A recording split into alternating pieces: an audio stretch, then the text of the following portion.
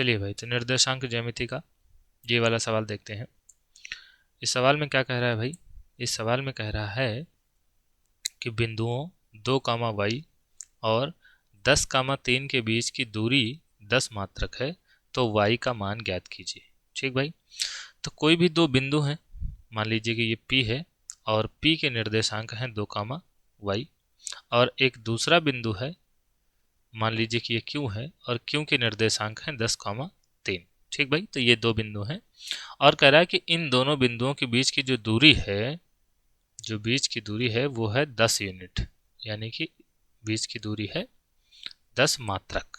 ठीक, तो हमें बताना है y का मान।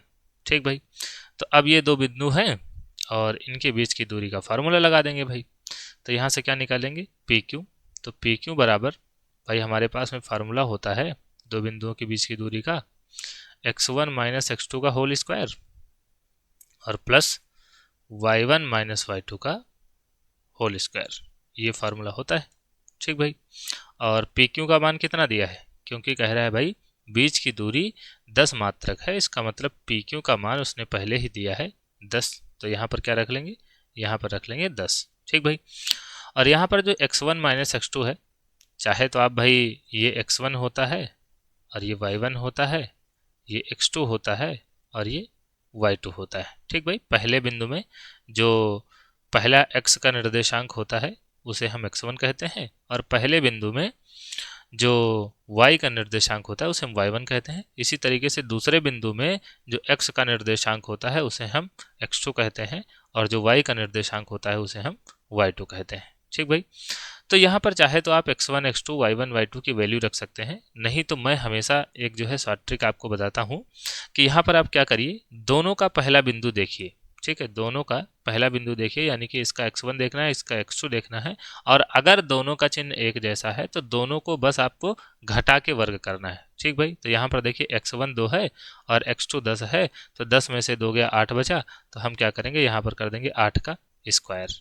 ठीक भाई, अब ऐसा करने से अगर नंबर होगा तब तो पूरा मामला ही फिट हो जाएगा, अगर कोई अक्षर होगा तो वो वैसा ही बना रहेगा। ठीक भाई, और ये जो अंडर रूट है इसको मैं दूसरी तरफ भेज देता हूँ, तो ये जाके भाई 10 का स्क्वायर बन जाएगा। ठीक भाई, उसके अंदर यहाँ पर लिखा y1 माइनस y2 का होल स्क्वायर। तो यहाँ पर y1 क्या है भाई? y1 तो y ही है, और y2 क्या है? y2 है 3। तो यहाँ पर मैंने क्या कहा है, दोनों का चिन्ह एक जैसा है तो घटा के वर्ग करना है, तो यहाँ पर हो जाएगा y माइनस 3 का होल स्क्वायर। ठीक भाई, यहाँ पर ये 2 था और ये 8 था, x1 x2 जो है वो नंबर हैं, इसीलिए यहाँ पर सीधा 8 का स्क्वायर बन गया है। और यहाँ पर जो y1 था वो क्योंकि खुद y है, इसीलिए यहाँ पर y माइनस 3 का होल स्क्वायर बना है। ठीक भाई, तो 10 का स्क्वायर हो गया 100, और यहाँ पर 8 का स्क्वायर हो गया 64, और ये इधर भेजते हैं ताकि ये जाके उधर घटने लगे। तो यहाँ से हमने क्या किया भाई, 8 का स्क्वायर जो 64 था ये इधर भेज दिया, ये इधर घटेगा। ठीक, और ये जो y माइनस 3 का होल स्क्वायर है इसको ओपन कर लेते हैं, तो भाई a माइनस बी का होल स्क्वायर है, तो a स्क्वायर और प्लस बी स्क्वायर और माइनस का 2 इंटू वाई इंटू 3, यानी कि भाई 2ab, और 100 में से जब 64 निकल जाएगा तो कितना बचेगा भाई?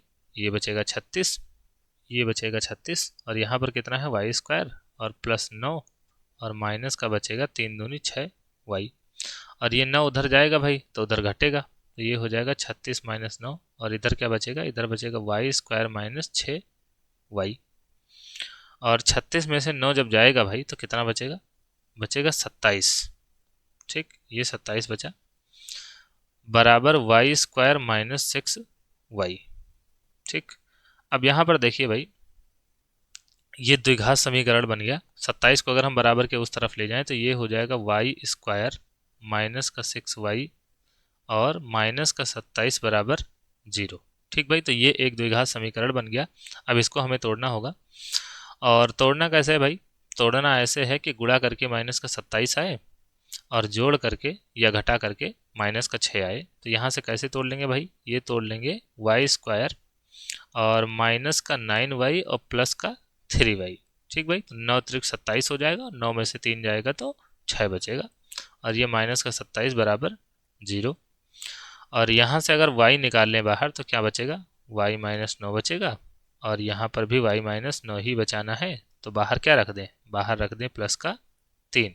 तो एक ब्रैकेट में हो गया भाई y माइनस 9 और एक ब्रैकेट में हो गया y माइनस वाई प्लस 3।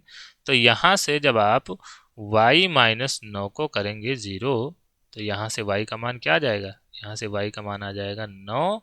और जब आप y प्लस 3 बराबर 0 करेंगे तो यहाँ से y का मान क्या आ जाएगा, y का मान आ जाएगा माइनस का 3।